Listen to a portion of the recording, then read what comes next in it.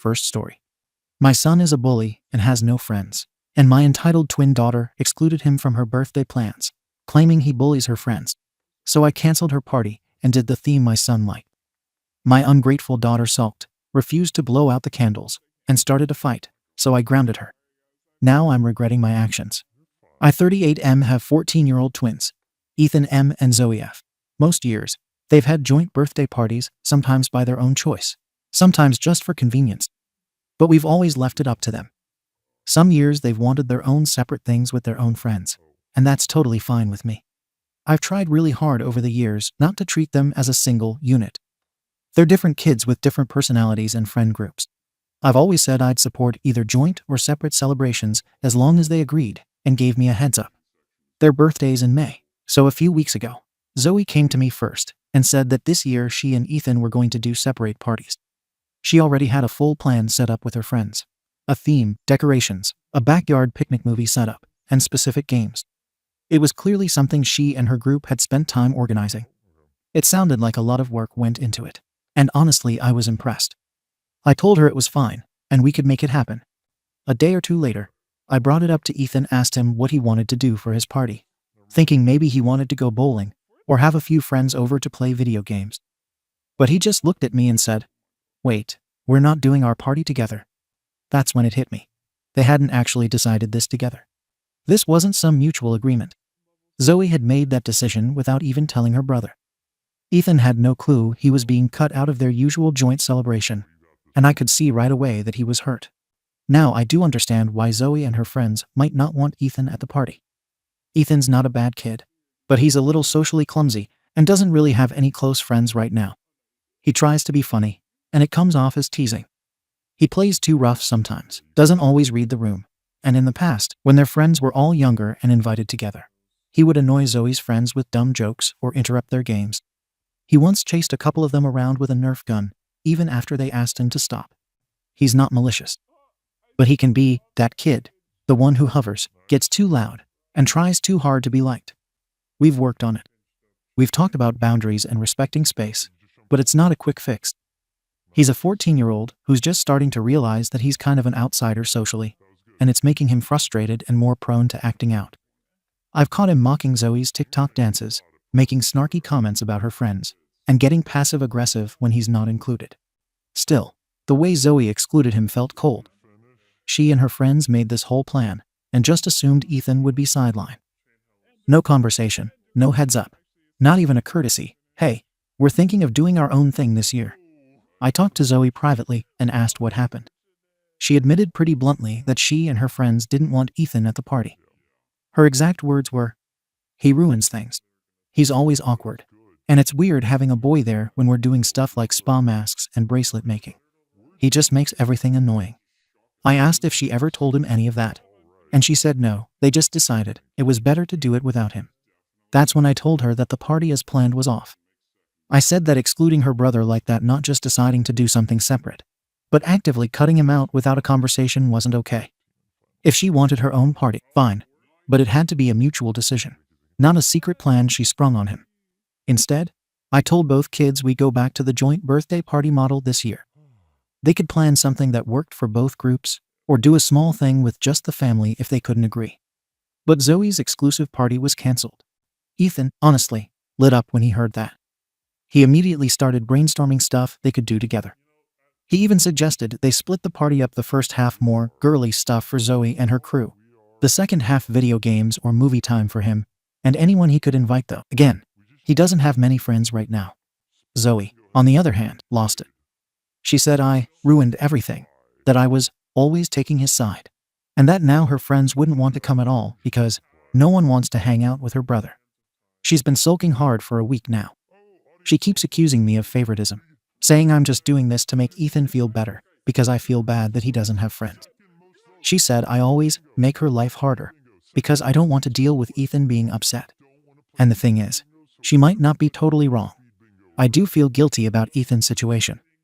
I do know he's lonely, and I do try to include him because the alternative is just watching him isolate even more. And yeah, I probably am a little softer on him because I know how hard it's been for him to fit in.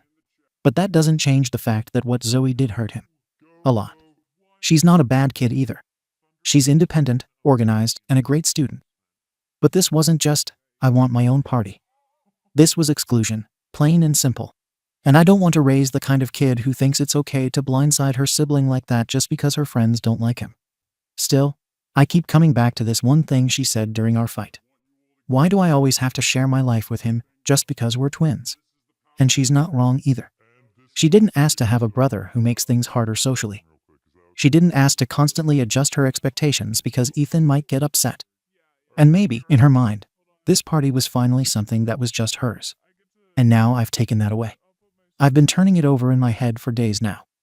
On one hand, I don't want Zoe to feel like she has no autonomy, like she's constantly being punished for having a brother who struggles socially.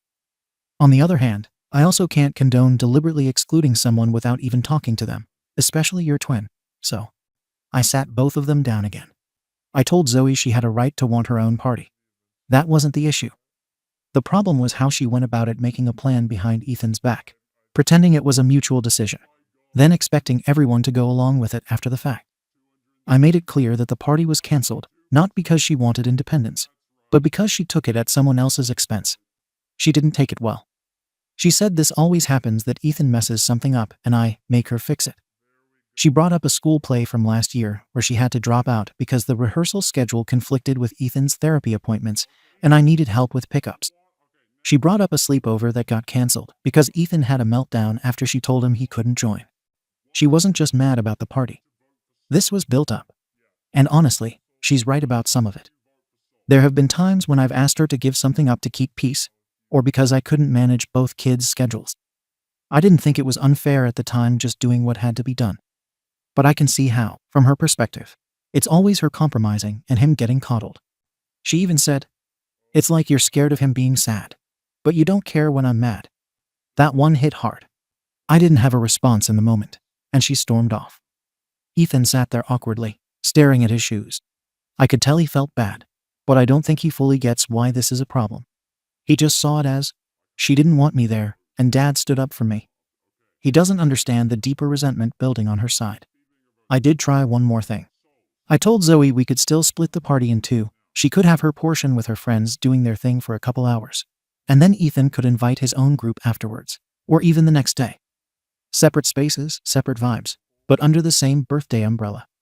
That way no one was left out, and no one was forced to include someone they didn't want around. She said it was too late. That the party was dead, and her friends wouldn't want to come now because they'd think it was weird. I don't know if that's true or if it's just pride talking, but either way, she shut it down. So we're doing a low-key family thing this year. Cake, presents, maybe a movie night at home. Ethan accepted it without complaint. Zoe hasn't said much at all. I know I blew up something that mattered to her. I know I've made choices in the past that built this tension up without realizing it. I know I probably should have handled this better. But I still feel like letting the original party happen would have been a message to Ethan that it's okay to get left out by his own sister with zero warning. And that's not something I want either of them to learn. I've already gotten the "you baby him" line from Zoe more than once this week. And maybe that's true in small ways, not because I love him more, but because I worry more. He's awkward, lonely, and hard to parent sometimes. He's not a natural fit anywhere, and I keep thinking if I just include him more, maybe he'll find his people eventually. But it keeps backfiring. Now I have one kid furious at me, and the other totally unaware of how much he's resented. And I don't know if canceling the party was protecting Ethan, or just punishing Zoe for my own guilt. So, Ada? Comments. Comment 1. YTA. Having a joint party only works if both kids want to do it, and clearly Zoe didn't. You admit she came to you with a plan she was excited about, with her friends, for her own birthday. You even approved it. Then you talked to Ethan after and realized he had no idea. And suddenly it became her responsibility to include him. That's not fair. Should she have told him earlier? Sure. But this idea that she has to run her birthday plans by her brother first is messed up. Did Ethan check in with her before deciding they were doing it together? Did he have a plan at all? Or were you just assuming she'd build something he could be slotted into? Sounds like you put the entire emotional weight on Zoe to keep the peace. She planned a party. Ethan didn't. But now she's the one expected to pivot and accommodate. That's textbook emotional labor, and you've taught her that her comfort and autonomy come second to managing her brother's feelings. Comment 2. YTA hard. I've never been a teenage boy, but I have been a teenage girl, and I remember how sacred that friend group space was. The sleepovers, the dumb inside jokes, the themed parties where we could be goofy without worrying about boys teasing us. I would have lost my mind if someone made me include my brother, because he was feeling left out. Especially a brother like Ethan. You yourself say he bullies, teases, doesn't respect boundaries, and has a pattern of bothering her friends. And instead of using this as a teaching moment for him, you punished Zoe. You didn't teach Ethan to handle rejection or to take ownership of his behavior. You taught Zoe that she can't even have a damn birthday party without being guilt-tripped for excluding someone who actively makes it worse. I don't care if she's a twin, she's still a separate person, and she doesn't owe him her friends or her space. You've completely mishandled this. You're defending a bully and forcing your daughter to make sacrifices for it. Comment 3. Honestly, this feels like a classic no-win parenting situation. You're trying to protect one kid from isolation and the other from resentment. And the truth is you're kind of stuck, because both are right in their own way. Zoe shouldn't have excluded her brother behind his back, that's just mean. But I'm not sure canceling her party entirely was the best solution either. From her point of view, this was finally something that was hers, that wasn't built around Ethan's quirks, his needs, or your emotional triage. And then it got taken away again because of how he felt. You've probably spent 14 years treating Ethan like a glass sculpture, because you're scared he'll break, and maybe rightly so, but Zoe's telling you loud and clear, she's exhausted from carrying the cost of that. She's not just angry about the party. She's angry about the pattern. Honestly, you don't need to fix the party. You need to take Zoe out for a day, just her, and let her be a kid who matters on her own. Acknowledge the sacrifices. Don't defend them. Just recognize them. Otherwise, this resentment's going to calcify. Update. I didn't expect to post an update, but a lot has happened since my original post, and since people made some assumptions about my parenting, my kids, and the situation as a whole. I'm writing this partly to give context and partly because I genuinely don't know what else to do at this point. The birthday already happened. We went through with the low-key family celebration like I said we would. Cake, dinner, grandparents, and an aunt and uncle. Zoe was aware ahead of time that this was the plan. She didn't object verbally, but she was distant and withdrawn the entire day. Only 2 of her friends showed up. I want to be clear. I did not uninvite anyone, and I didn't pressure her to invite or not invite anyone. Zoe had originally invited around 8 girls. 6 of them canceled over the last few days with vague excuses. One said she had family plans. Another said she wasn't feeling well. Zoe didn't argue or push back. She just accepted it. When the party actually started, she barely interacted with the friends who did come. She sat on her phone most of the time. When it came time to bring out the cake, things blew up. She refused to blow out the candles. I asked her quietly if something was wrong, and she snapped that she didn't want to pretend this was a birthday. Her grandparents were there. Ethan was there. Everyone heard it. I tried to keep things calm, but Zoe stood up and said, very loudly, that this wasn't what she wanted, and that she hated how everything always turns into Ethan's problem. She accused Ethan of bullying her friends repeatedly over the years. Not just teasing, but deliberately embarrassing them, mocking their interests, calling them names, and getting physical in ways she said she'd told him to stop. She said she'd stopped inviting friends over because she couldn't trust him to leave them alone. She said the reason she wanted a separate party wasn't because she didn't want to share, but because she didn't want to spend her birthday apologizing to her friends for her brother. This wasn't new information to me in a general sense, but it was new in terms of scale and how deeply it's affected her socially. Ethan tried to interrupt her. I shut that down immediately. I told him to go to his room, and he did. There was no argument from him. I wasn't protecting him in that moment. I was trying to stop the situation from getting worse. Zoe then lost it completely.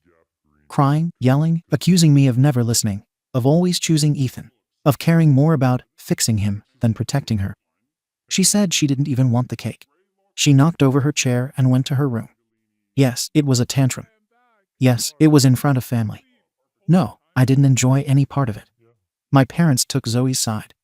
My sister took mine. That turned into its own argument, which I shut down as fast as I could.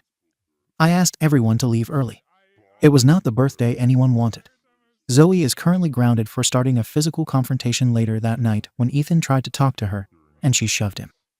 I'm not proud of that outcome, but I'm also not letting physical fights slide just because emotions are high.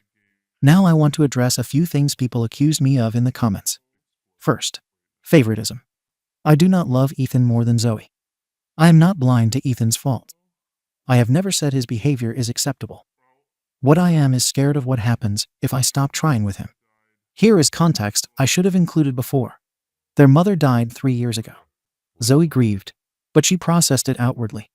She lent into friends, school, and routines. Ethan didn't. He shut down. He withdrew. His behavior got worse. The teasing, the anger, and the inability to read social cues all escalated after that loss. He's been in therapy on and off since then. Sometimes he engages. Sometimes he completely shuts down and refuses to talk. I am not defending a bully. I am trying to keep my son from disappearing inward entirely. Second, why is it so important for Ethan to have a joint party? It isn't about the party. It never was. It's about the fact that he has no friends. Zero. Not one kid he texts regularly. Not one person who would show up for him. Zoe is his last safe connection to someone his own age. And now she doesn't want anything to do with him either. I know that's not her responsibility. I know that logically. But emotionally, watching your child realize he has no one, and then lose the one person he thought was on his side is brutal. That doesn't mean Zoe has to sacrifice everything. It means I'm trying to balance two kids who are both hurting in different ways. Third, the bullying. Zoe is right. Ethan has been worse than I realized. I own that. I should have intervened harder sooner. I didn't because every time I pushed, he shut down completely. That doesn't excuse it, but it explains my hesitation. Since the party, Ethan has admitted that he knew his behavior pushed people away, and that he sometimes lent into it because, at least then they react. That's not okay, and we're addressing it. He's back in therapy. I'm also looking into social skills groups specifically for teens dealing with grief and isolation. Now to Zoe. After the party, she's changed. She's not yelling anymore. She's quiet. She doesn't talk to me unless she has to. She doesn't ask for rides. She doesn't hang out in common spaces. She's pulling away, and that scares me more than the blow-up did. She told me she feels like she's being punished for being functional. That's because she's coping better. She's expected to absorb more. That she doesn't feel safe bringing friends over. That she feels guilty for resenting her brother and guilty for resenting me. That's on me. At the same time, I stand by this. I could not knowingly let my son be excluded from his own birthday without any conversation and pretend that was fine. I could not reward secrecy and avoidance either. I know I hurt my daughter. I see that clearly now. I get no satisfaction from seeing her cry, especially on her birthday. But I also couldn't hurt my son in that moment by confirming his worst fear, that even his sister doesn't want him around anymore. I am out of easy options. I suggested family therapy. Zoe refused. Ethan is willing. I'm still pushing for it, even if it starts with individual sessions. Extended family is involved now. Some think I've been too soft on Ethan. Some think Zoe is being cruel. I feel like I'm failing both of them in different ways. If there's one thing I want people to understand, it's this. This wasn't about a party. It was about grief, resentment, fear, and a family that hasn't healed as well as I thought it had. I don't know how to fix this without breaking something else in the process. I'm open to advice, even harsh advice. But please understand that I'm not choosing one child over the other. I'm trying not to lose either of them. Comments. Comment 1. YTA. I keep coming back to one thing you said in this update. I grounded Zoe for starting the fight. Okay, but where was the consequence when Ethan bullied her friends? Where was the accountability when he disrupted her party again? Where was the punishment when he tried to start another argument after the meltdown? You say you shut it down, but you didn't follow through with anything. Zoe got grounded for losing her temper after years of pent-up frustration. But Ethan walks away from all of this with therapy and empathy. And don't give me the he's grieving past. So is Zoe. She lost her mother too. Why is it so damn hard for you to see her pain just because she holds it differently? She didn't collapse inward like Ethan, so you assume she's fine. And that assumption is exactly what's breaking your relationship with her. She doesn't hate Ethan because he's grieving. She hates that you made her responsible for carrying his grief too. She's 14, not a third parent. Comment 2. I'm a single dad too. And I'm going to be real with you people in these comments. Don't understand what it's like to parent two grieving kids who process loss completely differently. They're judging you like this is a clean morality puzzle. It's not. Ethan sounds like a kid who's terrified of being invisible. Zoe sounds like a kid who's furious that she isn't allowed to be invisible for 5 damn minutes. Both make sense. I don't think you were wrong to stop the exclusion. I also don't think Zoe was wrong to want distance. Where it went sideways was that nobody got what they actually needed. Ethan didn't get social growth. Zoe didn't get safety or autonomy. Grounding Zoe for the fight was the right call. Shutting down Ethan when he tried to interrupt was the right call. The next step has to be individual therapy for Zoe alone, without Ethan in the room. She needs space where she doesn't have to be the strong one. Comment 3. YTA. I've read both your posts, and all I can say is, wow, your favoritism is loud. Ethan causes years of social damage, ruins his sister's reputation, acts out, ignores boundaries, and gets more support, more excuses, and more protection. Zoe finally snaps and pushes him after he once again invades her space post-party meltdown, and she's the one grounded. Seriously, you're not a bad father, but you're being a cowardly one. You're so afraid of pushing Ethan too hard that you've offloaded every emotional cost onto Zoe. The idea that, I couldn't hurt my son, is noble-sounding bullshit. You hurt your daughter instead every time you avoided disciplining him. Every time you asked her to just understand, because he's hurting. She's hurting too. She lost her mom. She lost her friends. She lost her birthday. And now she's losing her sense of fairness in her own home. Wake up before she decides she's better off without any of it. Update. It's been a full year since everything blew up over the birthday. Since then, I've listened not just to the Reddit comments, but also to my daughter, to professionals, and to what was happening in my own home that I clearly wasn't seeing. After the last update, I made some major changes. I stopped making Zoe responsible for Ethan's feelings. I stopped treating her like the functioning one who could absorb damage without needing support. I set hard, specific boundaries for Ethan. No teasing Zoe or her friends. No sarcastic comments. No barging into her space. No hovering when she's trying to have independence. I told him, you don't have to be friends with your sister, but you do have to respect her as a person. Those rules were non-negotiable. He agreed to them. For about 5 days. Then I caught him mocking a video Zoe posted with her friends, mimicking her voice in that nasty, smirking way he does. He did it while I was in the room. When I called him on it, he acted surprised. Said, "What? It's just a joke." She wouldn't even care if she wasn't being so dramatic. That was the moment it hit me. I had mistaken therapy for accountability. I thought because Ethan was talking about his grief, he was changing. He wasn't. He was learning how to talk like he was changing, while still acting entitled. And I had let it slide for too long. So I stopped shielding him. He lost screen privileges for a month. He had to write a letter of apology, not just, "I'm sorry," but what he did, why it was wrong, and how he would handle it differently next time. He lost out on a field trip because I wouldn't sign the permission slip. He hated me for it. I didn't care. I also gave Zoe full space. I stopped asking her to do family events with Ethan. I stopped pushing for reconciliation. I focused on rebuilding trust with her alone. I drove her to school every morning, made time for just us. Let her choose the music, the silent, the route. Whatever made her feel in control again. It helped. A little. But then Ethan escalated. I arranged a day trip, just for Zoe, a spa day, dinner, and a concert for a band she loves. It was my attempt to make up for the birthday disaster. I told Ethan explicitly that this was not about him, that it was her space, her day. During the day, he texted her nonstop. "Where are you? Why can't I come too? This is so unfair." Then, at dinner, he showed up. He claimed he just happened to be out biking and ran into us. But it was bullshit. She froze. Said nothing. We left immediately. She was crying in the car before we even hit the motorway. I didn't even yell at Ethan. I just looked at him and said, "You just proved her right." She refused to do anything like that with me again. About 2 months after that, the school called me. Zoe had been meeting regularly with the school counselor. She hadn't told me. She hadn't told anyone. She'd been reporting emotional distance at home and said she felt responsible for managing a parent's mental state. That hit harder than anything. I asked her about it later. She didn't deny it. She just said, "Talking to you is like applying for a permit. You think about whether it's going to upset Ethan, or how you're going to explain it to him, or how he'll feel. You're not my dad, you're his handler." I didn't argue. Because she was right. Then came the therapy blow-up. Ethan's therapist called and said he'd had a breakthrough which, in this case, meant a total breakdown. Anger, sobbing, shame, the whole spiral. He'd finally admitted that he resented Zoe. He said he'd always felt like she was Mum's favorite, that she handled grief better, that people liked her more, and that he hated her for it. Hated how easy things looked for her. He said he wanted to be included, not because he cared about the party, but because, if she gets something I don't, it proves I'm nothing.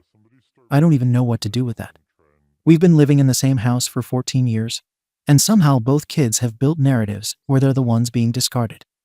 That was the moment I realized I hadn't just failed them individually, I'd failed to stop them from defining each other through my mistakes. A few weeks after that, Zoe asked to move out just for the school year. She wanted to live with my sister. My sister, to her credit, didn't argue. Zoe's been there for 5 months now. She texts me occasionally. We talk on weekends. It's better than silence. Ethan didn't take it well. At first, he claimed he didn't care. Then he spiraled again. I didn't rescue him from the consequences this time. He lost privileges, had to face a failing grade, and is still attending weekly therapy. He's been forced to look at what his behavior actually costs him, not just socially, but personally. And finally, there's been some real effort. Not perfect, not consistent, but no longer fake. Now we're here. Almost May again. Their birthday is next week. I reached out to Zoe. Told her I was not expecting her to come. That she had the final say. No pressure, no guilt, no attempts to surprise her with reconciliation. She told me, I'm not ready, and I don't want to pretend I am. I told her that was okay. That her no was respected. She won't be here. Ethan asked if she was coming. I said no. He didn't react. Just nodded. Then he asked if we could do something small this year, just him and me. Not a party, just a dinner. I said yes. People asked me in the last post why I couldn't let my daughter have a separate party. Why I couldn't let her have her space. I get it now. I couldn't because I thought I was saving one kid. I didn't realize I was isolating the other in the process. I'm not going to pretend we're healed. We're not. Zoe's still figuring out if she wants me in her daily life. Ethan is still working through years of pain. He turned outward. I'm still unlearning years of parenting where keeping peace meant hiding pain. But we're not where we were. If Zoe comes to the birthday next year, I'll be grateful. But this time, if she says no again, I won't try to fix it. I'll accept it. That will be the real sign of progress, mine, not theirs. Comments. Comment 1.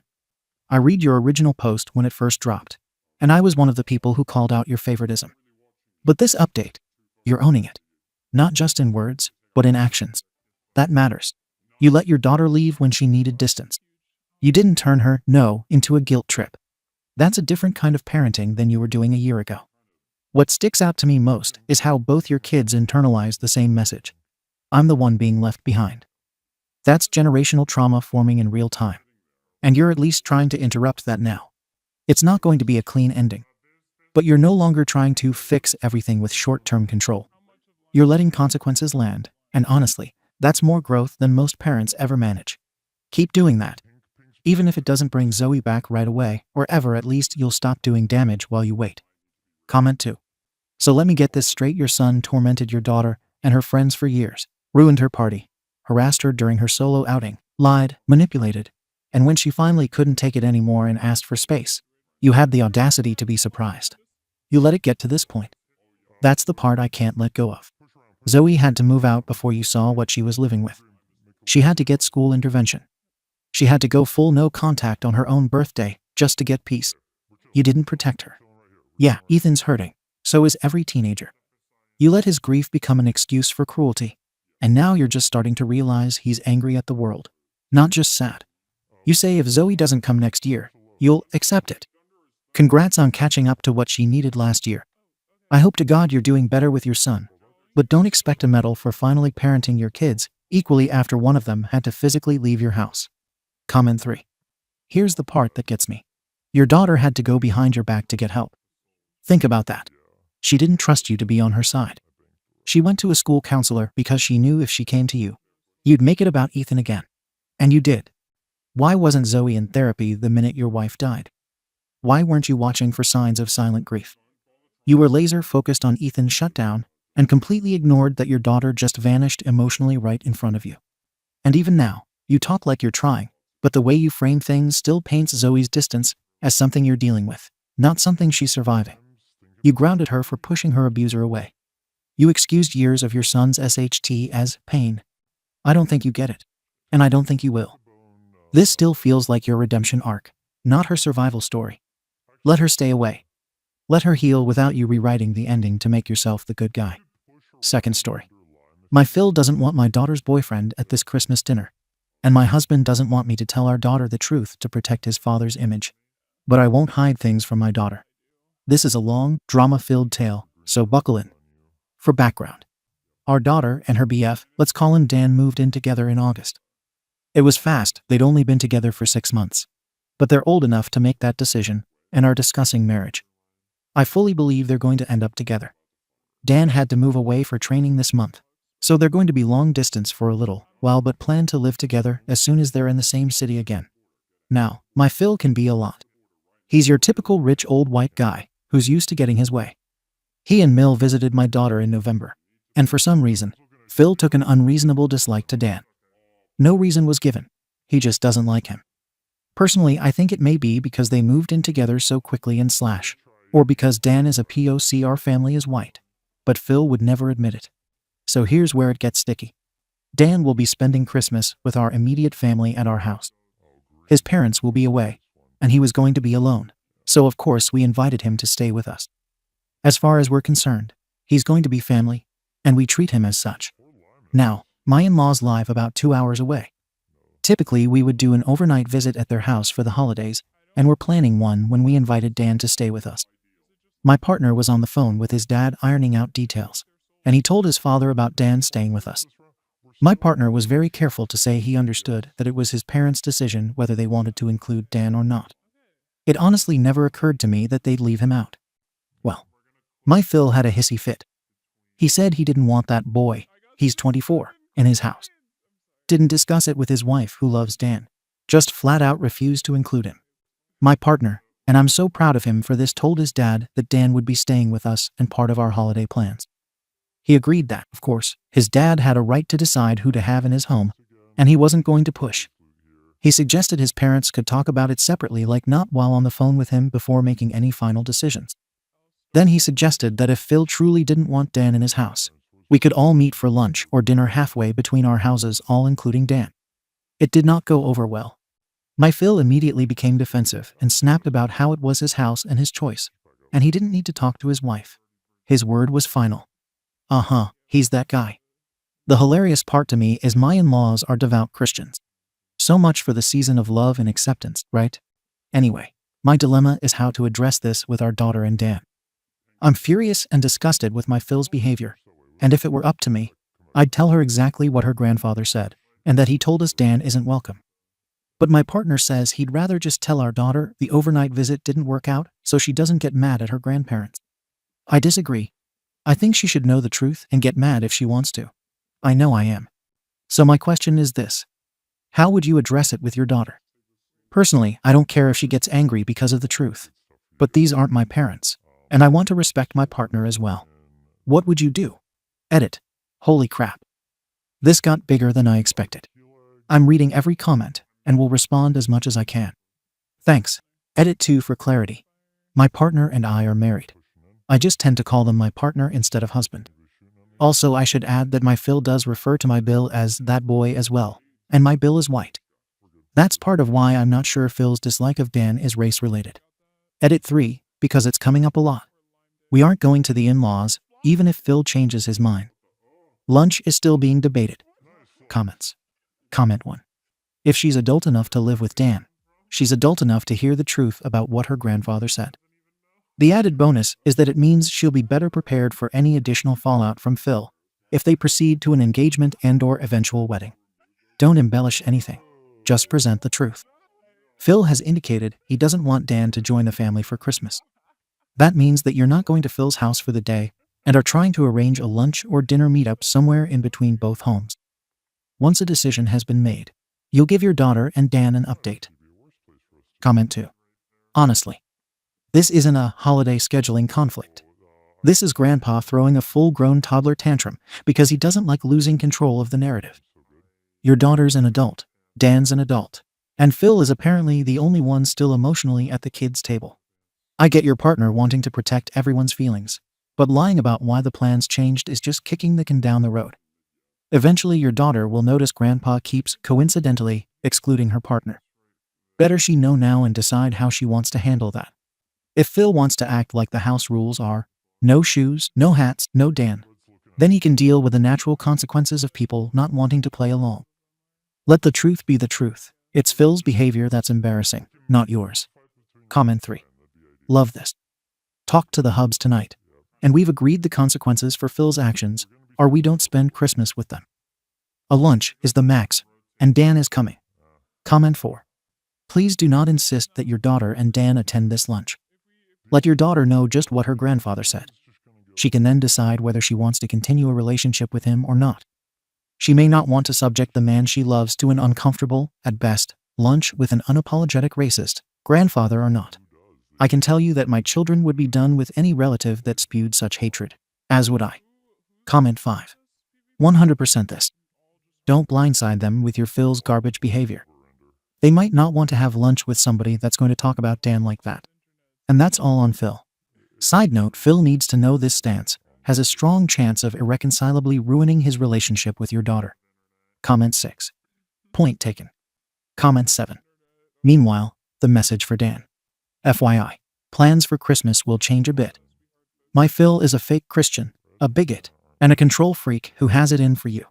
So we will not be spending the holiday with him. We've decided instead to celebrate by insert details here. We just wanted to give you a heads up since he might start blowing up our phones or something. Don't worry. He won't know where we are, and we'll keep him at bay in any event. We hope you will still make it. Comment 8. Except that isn't what is happening. OP might prefer this, but her partner is still jumping through hoops to placate the old man with an alternate agenda and hide his / their F-Uri from the granddaughter. I say there because OP's partner's response is off as well. Hers is on point. The appropriate response to an old arse racist is, okay, your house, your rules. Have a nice holiday without us. Then tell your daughter exactly what the F is going on. If Pawpaw wants to be an arse, they can't stop him. They are under no obligation to make it easy on him and protect him from his grandchild's scorn. Out of curiosity, OP, does your partner think his inheritance is on the line? Just trying to figure out why he is twisting himself in knots. Update. If you missed the original, to sum up, my Phil took an unreasonable and unexplained dislike to our daughter's live-in BF and won't have him at his house for Christmas. Dan the BF is spending Christmas with our family in our home, and we aren't comfortable excluding him from an overnight trip to my in-laws. We suggested meeting them for lunch instead, including Dan. That's still up for debate. The issue is what we tell our daughter about why the visit to our in-laws was canceled. My husband wants to tell her the dates just didn't work out. I want to tell her the truth, specifically that she should ask her grandfather why. On to the update. I've gotten a lot more responses to my first post than I expected, so I thought I should update. Since my original post, I've had several conversations with my husband, none of which have gone well. I've explained I'm not comfortable with the lie of omission, only telling our daughter the date didn't work out, and feel she should be told to ask her grandfather why we won't be going. My husband still disagrees. He maintains that he's protecting her. I'm still arguing that he's protecting his father, and therefore rewarding his behavior. He argues that my in-laws missing our overnight visit is the consequence. I finally told him I won't be lying to our daughter. If she asks me why we aren't going, I'm going to tell her she needs to talk to her grandfather about that. He can explain his decision to her. While I want to simply tell her Phil said Dan isn't welcome, I'm not doing his dirty work for him. Frankly, I'm going to make sure she asks me because I'm not okay with her and Dan attending a lunch with someone who doesn't approve of Dan. It doesn't matter what my Phil's reasoning is. She has a right to know, and he has a responsibility to tell her himself. She can then make an informed decision about whether they want to attend. And even more honestly, if they don't go, I don't go. She needs to know I back her unreservedly. Right now things at home are icy between my husband and me, and I have no idea how this will turn out. I'll update again once there's more info. Edit. I'm in absolute shock over the response these posts are getting. 600k people have read them. Edit. Make that 1M. Holy crap. Mind blown. Thank you so much for all your input. I'm keeping up with replies as best I can. Edit 2. I had to take a break from replying to say thank you again. I really appreciate all the responses. Both the supportive ones, thanks guys, it's very validating, and the not so supportive ones. People have given me a lot of different perspectives and some stuff to think about. I'll update soon. Comments. Comment 1. If she is old enough to have a live-in BF, she is old enough to be told. If they remain together or married, is dad just going to keep making excuses and lies of omission? That's not going to work. Comment 2. You're right that your husband is protecting his father rather than his daughter, and that is going to be a much bigger long-term problem. It's possible that your husband privately agrees with his father, which is why he's protecting him. You need to get to the bottom of why your husband is taking this line. If it turns out that he's secretly racist, that's going to have massive ramifications for your marriage and family. Don't wait for your daughter to ask. She's a grown-up. She can handle hearing about who her grandfather really is. Give her the respect of telling her outright what has been going on. Let the chips fall where they may for your husband and his father. Comment 3. Lying to your children is a red flag, barring doing it for their safety or something. Your husband should recognize that if he needs to lie to his child, something is inherently wrong with the information he's seeking to hide. Comment 4. Yes, you should tell your daughter. Stick to the facts. Don't editorialize. The facts are bad enough. Don't make her go to her grandfather for information, unless you know. I feel sorry for you. Here is your husband. He knows what his father is. He's caught directly in between his father and your daughter. Clearly his father is in the wrong, no doubt, and your husband is having a hard time accepting that his dad is a butthead. Look, I'm the same gender, race, and probably the same age as the grandfather in this situation. Your original post said, for some reason Phil took an unreasonable dislike to Dan. I'd want to know the reason beyond all doubt. Hypocrisy and bigoted stubbornness make my blood boil, so I'd want to know if it was racially based or if there is some other reason. Before talking with your daughter, find out the reason for his position, even if it means talking with him directly yourself. Comment 5. I feel sorry for my husband too, because not only is he stuck between his dad and daughter, but he also has me arguing with him. I'd love to know the reason for Phil's dislike as well. If Dan said or did something unforgivable, I'd like to know. But the thing is, Dan is lovely and has been nothing but polite, kind, and trying almost too hard with my husband and me. And I can't imagine why he'd act any differently with her grandparents. All I can think is that his dislike stems from the fact that they lived together without being married, moved in together so quickly, and Dan didn't have a job when they met. I don't want to think it could be racially motivated, but it's a possibility. I'd also love to ask my Phil myself, but my husband would never forgive me if I did. So frustrating. Comment 6. Your husband is only stuck between his father and his daughter because he hasn't learned to be a man and support his wife and children first above everyone else. I seriously doubt this is the first time he has not put you both first. Your daughter is 23, so your husband is long past overdue for growing up and standing up to his father. Update. Well, here we go again. I haven't had a chance to talk to my daughter yet. We were supposed to chat yesterday, but weren't able to, so that conversation is on hold. I did, however, talk to my husband again.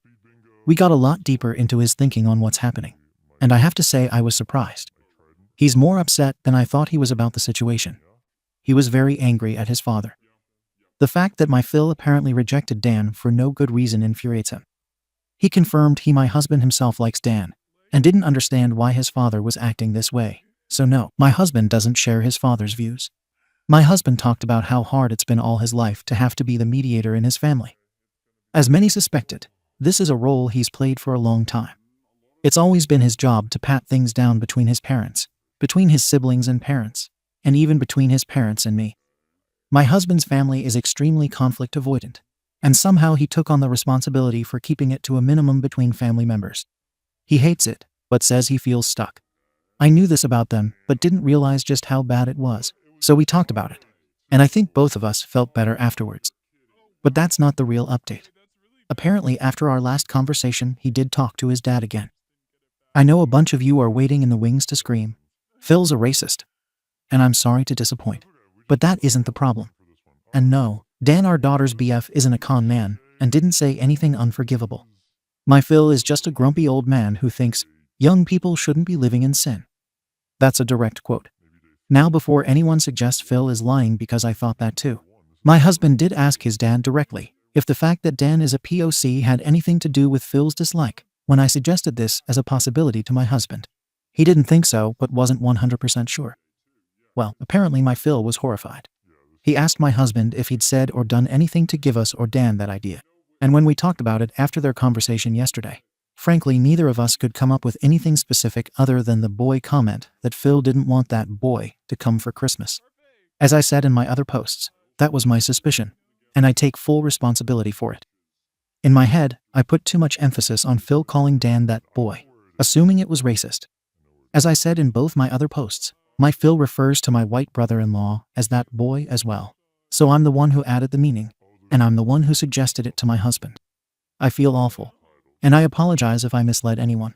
That was never my intention. I really did think my Phil could be a bigot. I'm ashamed, to be honest, because it was one stupid sentence in almost 30 years of knowing him. I made a mistake, and I've apologized to my husband. And yes, I'll apologize to my Phil. While they were talking, my Phil actually offered to speak directly to Dan and our daughter if they thought this. And my husband explained that no, we were the ones who suspected his issue could be racially motivated. His dad is, understandably, angry that we could think that of him. And I have damage control to do. I'll be calling my Phil today to apologize for that and talk about what's happening. But back to the reason Phil doesn't want Dan in his house for Christmas. He doesn't approve of Dan and our daughter living together.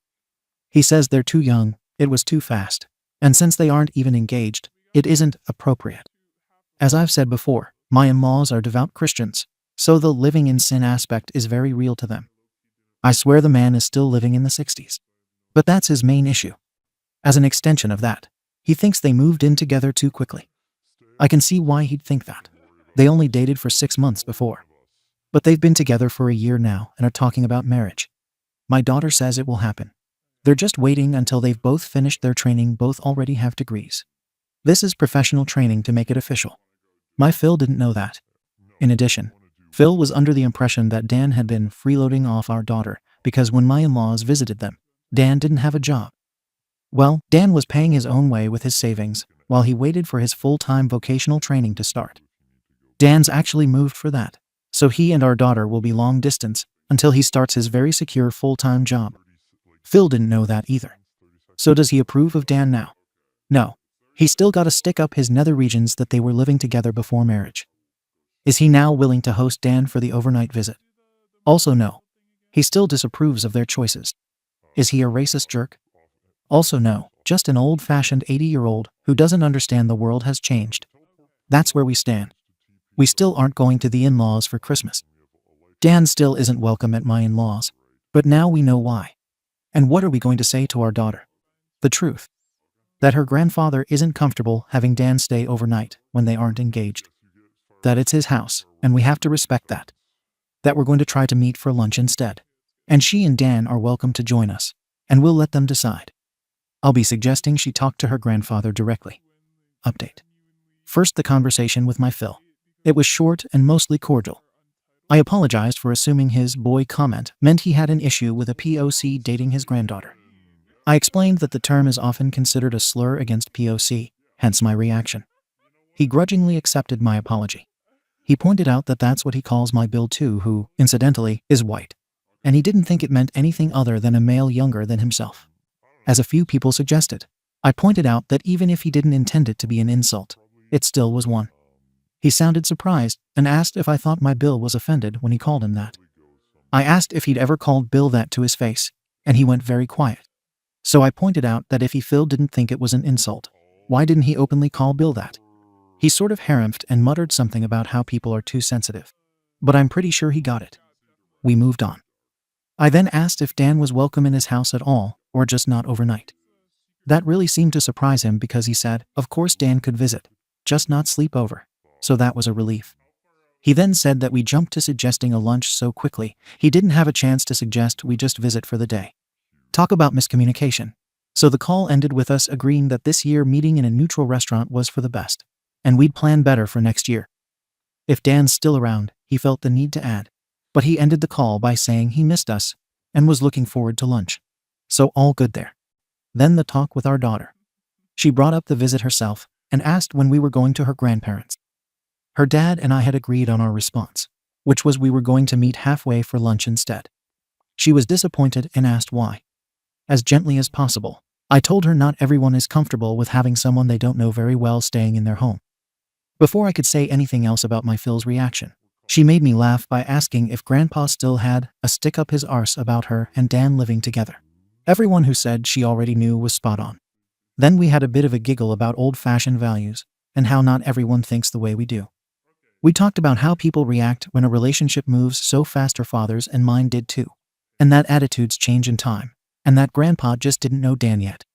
I let her know I wasn't invited to sleep over until her dad and I were engaged either. And that helped. She laughed and said at least her grandfather's consistent. Then I reminded her that her dad and I support her and them 100%. And she said she knew that. And that was about it. I'm sure some people will be disappointed that there wasn't a big explosive confrontation where we cut Phil out of our lives because he's a secret member of a white supremacist group. But that's just not what happened. There was a misunderstanding, a miscommunication, and some judgmental attitudes from both my Phil and me. We're still going to see my in-laws, and Dan will be coming. It just won't be overnight. And things are okay with us and our daughter and with us and our Phil. As to Phil's relationship with our daughter, we're leaving it to them. This will be the final update because the issue is basically resolved. Merry Christmas to all, and to all a good night. Comments. Comment 1. Thank you for the update. This is the best possible ending, and it was wonderful to read. Have a wonderful holiday with your family. Comment 2. This sounds like you all have reasonably healthy relationships and the ability to communicate your issues, as well as apologize when you're wrong. This is a great example to others about how important communication is as well as how to navigate boundaries. And it's great your husband is addressing an issue that has been bothering him as well. Have a great holiday season. Comment 3. Just now joining into the story. Phew, OP, it's been a journal. I understand very well this family issue. My 90-plus dad is one of the most accepting persons on the planet. But he draws a line in the sand if you live together without being married. No wedding present or attendance at your wedding. If you played at being married before the wedding, then he is not going to act like everything is normal in his mind. He just really values the sanctity of marriage and will not accept people doing otherwise. Thank you for watching the video. If you are interested in listening to these kinds of stories, we've got more in store for you. Simply subscribe to our channel, hit the like button, and share it with your friends.